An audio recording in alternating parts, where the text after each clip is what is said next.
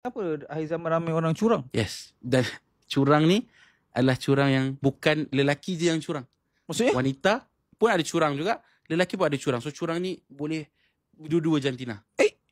So banyak kes yang di-highlight adalah lelaki yang curang. Memang selalu lelaki curang kan? Betul. Tapi perempuan curang pun sangat-sangat ramai.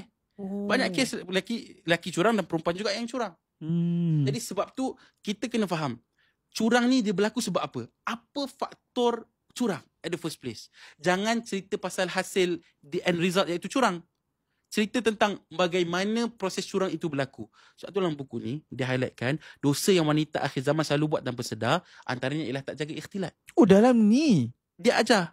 So maksudnya kalau kat office awak jaga tunduk pandangan, awak tak borak dengan lelaki lain, awak buat kerja awak berhubungan untuk urusan kerja sahaja, seperti mana ikhtilat yang diajar dalam ini, maka tak jadilah curang. Isunya adalah dua-dua melayan, borak keluar berdua, jadi syaitan masuk berzina dan curanglah akhirnya.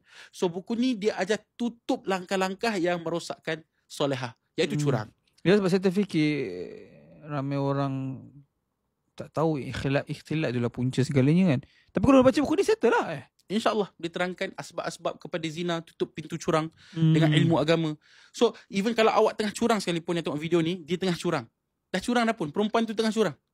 Awak baca buku ni, dia ada ajar awak 7 langkah untuk tinggalkan dosa yang awak tengah buat sekarang. Oh, so step by step pun ada juga? Step by step 7 langkah. Dia dah bagi tahu punca, lepas tu ada step by step dalam ni. Kalau awak buat dosa tu, aku ajar kau tinggalkan dosa tu macam mana. Perfect. Tak kisah dosa apa pun. Dosa apa sekalipun.